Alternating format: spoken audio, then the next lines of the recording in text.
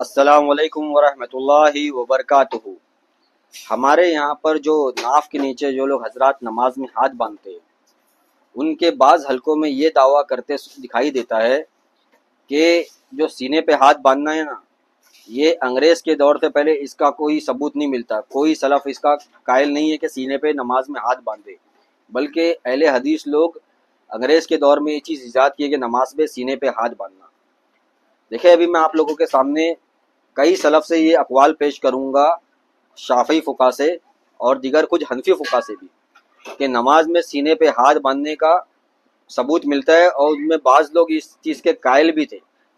مثال کے طور پر شافعی فقہ جو ہے ان کا مذہب ہی یہی ہے کہ سینے پہ ہاتھ باندھنا۔ دیکھیں، شافعی فقہ میں ایک مشہور شخصیت ہے امام نووی رحمۃ اللہ علیہ، ان کی شرح صحیح مسلم کی شرح، اس کی جلد نمبر 4 پیج نمبر 114 میں وہ کہتے ہیں وَيَجْعَلْ لَهُمَا تَحْتَ الصَّدْرِ فَوْقَ السُّرَّةِ هَذَا مذہبنا المشہور۔ دیکھیں، وہ یہ بات کہہ رہے ہیں کہ تحت الصدر، سینے کے نیچے، فوق السرہ، ناف کے اوپر ہمارا مشہور مذہب ہے۔ اب دیکھیں، دو انہوں نے الفاظ کیے، تحت الصدر فوق السرہ۔ اب پیج نمبر 115 میں وہ کہتے ہیں والدلیل وضعہما فوق السرہ حدیث وائل بن حجر، کہ فوق السرہ اس کی دلیل کیا ہے؟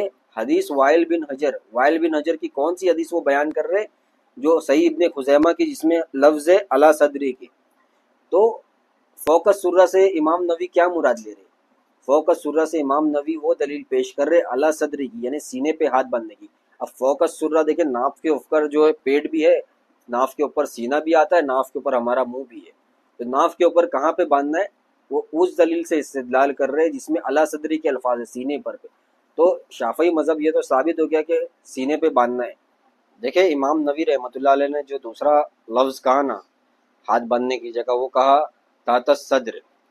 اب اس لفظ کو لے کے کچھ لوگوں کو میں کنفیوژن ہو گئی کہ تحت الصدر کا معنی ہے سینے سے نیچے۔ دیکھیں، امام شافعی رحمۃ اللہ علیہ کا بھی جو ایک قول ذکر ہے ابن منظر سے، وہ یہی ہے تحت الصدر۔ تو دیکھیں، تحت الصدر کا مطلب بعض لوگوں نے یہ سمجھ لیا کہ سینے سے نیچے، لیکن یہ مطلب نہیں ہے۔ دیکھیں، میں شافعی فقہ سے بھی انشاءاللہ ثابت کروں گا کہ وہ تحت الصدر کا معنی یہ نہیں نکلتے کہ سینے سے نیچے باندھنا ہے، بلکہ وہ سینے کے نیچے، یعنی سینے کے اوپر ہی باندھنا ہے، نچلے سرے پہ، یہ مطلب لیتے۔ انشاءاللہ بھی میں ان کے قول سے وضاحت کروں گا۔ دیکھیں، قرآن سے بھی ہم کو یہ بات کا ثبوت ملتا ہے، تحت جو عربی میں استعمال ہوتا ہے نا، وہ کسی جگہ کے نچلے حصے کے لیے بھی استعمال ہوتا ہے۔ مثال کے طور پر میرے ہاتھ کا نچلا سرا، تو جو ہاتھ کا نچلا سرا ہے نا، ہاتھ ہی ہے وہ نچلا سرا، اس کے لیے بھی تحت کا استعمال ہوتا ہے۔ جیسے کہ دیکھیں، قرآن کی آیت ہے جنات تجری من تحتہا الانہار، کہ جنت کے نیچے نہریں بہ رہی ہے۔ اب جنت کے نچلے حصے میں بہ رہی ہے نا، جنت سے باہر تو نہیں بہ رہی۔ تو تحت جو عربی میں لفظ ہے نا، وہ نچلے سرے کے لیے بھی استعمال ہوتا ہے اور نیچے کے لیے بھی استعمال ہوتا ہے۔ اب دیکھیں، پوری صراحت کے ساتھ وضاحت آ رہی ہے کہ تحت الصدر سے مراد سینہ ہے، سینے کے اوپر، دل کے اوپر ہاتھ رکھنا ہے۔ یہ بات کون کہہ رہا ہے؟ شیخ زکریا الانصاری۔ یہ کون ہے؟ استاد ہے ابن حجر ہیثمی رحمۃ اللہ علیہ کے، شافعی کے۔ دیکھیں وہ کیا کہتے ہیں، والحکمۃ فی جعلہما تحت الصدر ان یکونا فوق اشرف الاعضاء وہو قلب وانہ تحت الصدر۔ دیکھیں، ابن حجر ہیثمی کے استاد زکریا انصاری کیا کہہ رہے کہ تحت الصدر پر ہاتھ رکھنے کی حکمت یہ بھی ہے تاکہ ہاتھ سب سے بہترین اعضاء کے اوپر ہو، اور وہ کیا ہے؟ وہ دل ہے، اس لیے تحت الصدر پر رکھے کہا گیا ہے۔ تو یہاں پر یہ بات پوری طرح سے واضح ہو گئی کہ تحت الصدر سے مراد کیا ہے، کہاں پہ رکھنا ہے؟ وہ دل پہ رکھنا ہے، اور دل کہاں ہوتا ہے؟ سینے کے اندر ہوتا ہے۔ تو شافعی فقہ جب کہتے ہیں تحت الصدر، تو وہ سینے کے اندر ہی ہے، سینے کے اندر ہی ہے وہ دل۔ تو ہم کو دل کے اوپر ہاتھ رکھنا ہے، اور یہ دل کے اوپر ہاتھ رکھیں گے تو کہاں ہوگا؟ وہ سینے کے نچلے حصے پہ، نہ کہ سینے سے نیچے۔ بعض لوگوں نے یہ سمجھ لیا تحت الصدر لفظ آئے دیکھ کر کہ اس سے مراد سینے سے نیچے ہے، اور فوق السرہ سے مراد بھی وہی ہے کہ سینے سے نیچے، جبکہ ایسا نہیں۔ شافعی فقہ دیکھیں وضاحت کے ساتھ کہہ رہے ہیں وہ مقام کہاں ہے؟ دل ہے۔ تو یہ بات ثابت ہو گئی، شافعی فقہ کہاں پہ ہاتھ رکھنے کی قائل ہے؟ دل، اور دل جو ہے سینے کے نچلے حصے پہ ہوتا ہے۔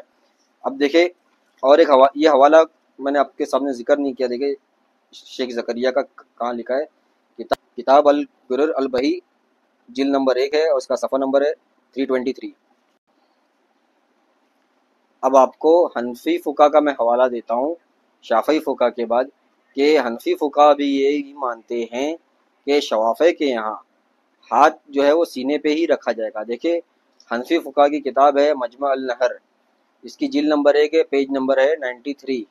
اس میں یہ بات کہتے ہیں کہ شافعی کے یہاں تحت صدر ہاتھ اس طرح رکھیں گے جس طرح ہمارے یہاں عورتیں رکھتی ہیں۔ تو حنفی عورتیں ہاتھ کہاں رکھتی؟ سینے پر یا سینے کے نیچے رکھتی؟ سینے پہ ہی رکھتی نا۔ تو اپنی عورتوں کی مثال دے رہے شوافع سے کہ شوافع اس طرح ہاتھ رکھیں گے، تحت صدر سے مراد یہ ہے۔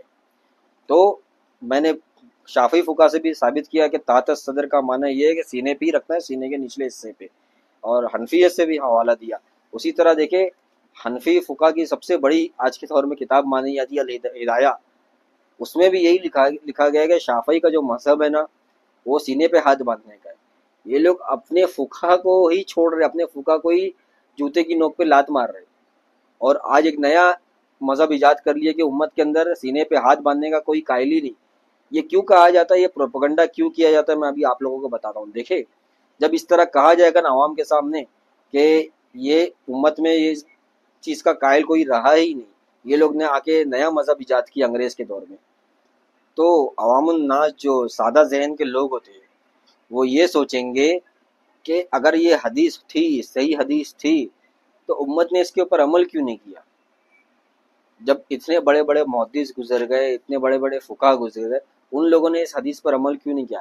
اسی وجہ سے یہ پروپیگنڈا کیا جاتا ہے، یہ جھوٹ پھیلایا جاتا ہے کہ امت میں تو کوئی قائل ہی نہیں تھا، یہ لوگ آ کے نیا چیز ایجاد کی ہے، جبکہ صدیوں سے، ہزاروں سالوں سے امت کے اندر سینے پہ ہاتھ باندھنا رائج رہا ہے، اور یہ نبی علیہ السلام کی سنت ہے۔ جیسے دیکھیں ہمارے یہاں جو تقلیدی مسلک رائج ہے ان میں حدیث صحیح اور ضعیف کے اصول میں سے ایک اصول یہ بھی ہے جو الیاس گمن صاحب نے ہی بیان کیا ہے کہ اگر فقہ کسی حدیث پر عمل کرے اور اس کو حجت سمجھے تو حدیث کے صحیح ہونے کی دلیل ہوتی، یہ الیاس گمن صاحب کا قول ہے۔ تو ان کے اصول سے اب یہ حدیث صحیح ابن خزیمہ کی صحیح ٹھہری، کیونکہ شوافع فقہ نے اس کو دلیل بنایا نا۔ شافعی جو فقہ ہے اس دلیل سے استدلال کرے، اس کو قبول کیا، اس پہ عمل بھی کیے، تو اب تمہارے اصول سے یہ حدیث صحیح ہوئی نا۔ ہمارے اصول سے ہم نے ثابت کیا، ہمارے علماء نے ثابت کیا، جیسے کہ شیخ کفایت اللہ سنابیلی نے ثابت کیا، شیخ ارشاد الحق اثری نے ثابت کیا، اور اسی طرح ویڈیو کی شکل میں بھی ثابت کیا شیخ ابو زید ضمیر نے۔ ہمارے اصول سے تو ثابت تھی یہ حدیث، تمہارے اصول سے بھی ثابت ہے، لیکن تم لوگوں نے عوام کو صرف اور صرف بیوقوف بنانے کے لیے ایک نیا جھوٹ پیش کیا کہ امت میں اس کا کوئی قائل ہی نہیں ہے۔ جیسے کہ ابھی میں نے ثابت کیا شافعی فقہ، حنفی فقہ کے مطابق بھی، خود شافعی فقہ کے مطابق بھی یہ سینے پہ عمل، ہاتھ باندھنا عمل یہ ثابت ہے، وہ عمل کرتے رہے شافعی فقہ۔ تو اسی کے ساتھ پھر میں اس ویڈیو کا اختتام کرتا ہوں، اور میں نے ثابت کر دیا کہ امت کے اندر سینے پہ ہاتھ باندھنے کا عمل رائج رہا ہے، ہمیشہ سے رہا ہے۔